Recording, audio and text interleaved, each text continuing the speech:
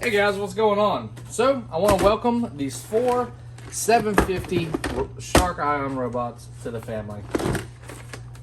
So, this is the RV 750 R01 US. So, unmistakably blue bottoms, so they were sold at certain stores only.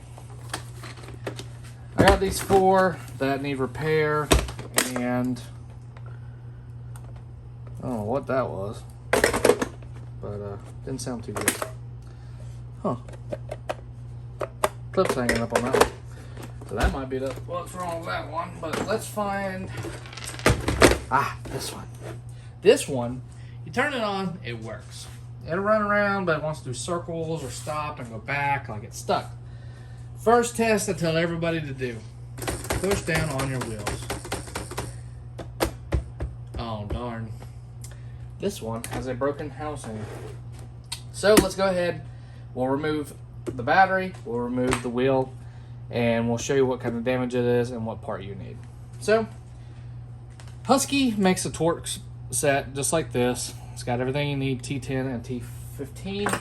For this repair, you're actually going to need a Phillips head flathead and a T15.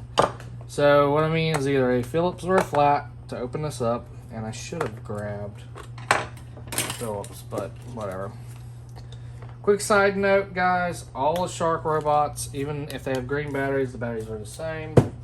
Remove the battery, make sure your robot's off, of course. It's a good time to do maintenance like cleaning your roller brush.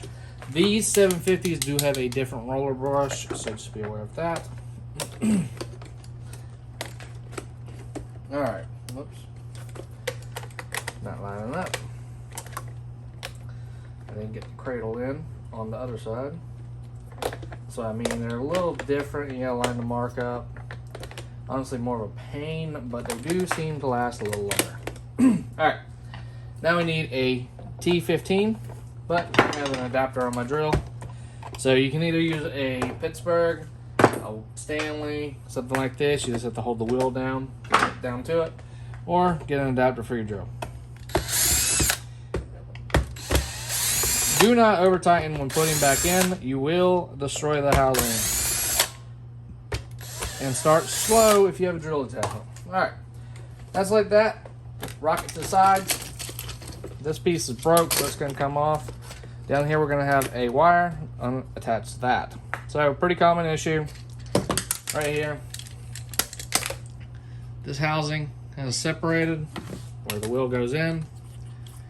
So let's see if I can get this in there for y'all so you can see.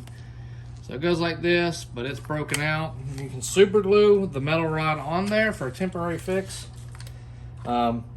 It won't move. You just got to keep it in the outright position. Or you can buy new housing. Well, you can't buy new housing, but you can buy a repaired housing or refurbished. Or you can buy a used one like I sell. Go ahead and message me on eBay. I don't carry a lot of them in stock because they don't go, I mean, they do go so fast. I could literally put 20 of them up and they'd be gone. Only problem is, the reason why a lot of people don't sell them, they're not a huge money item. Now the whole wheel assembly, it sells pretty good, but eBay's really kind of killed the market for selling stuff. How they're around still, I do not know. But once you get the new one, process reversed, put the wheel in, put the screws in, put the battery in, you're done. So that's how to remove a wheel for repair, guys. Hope this video helped y'all out. If not, check out some of my other videos on YouTube. I've got a ton of them available.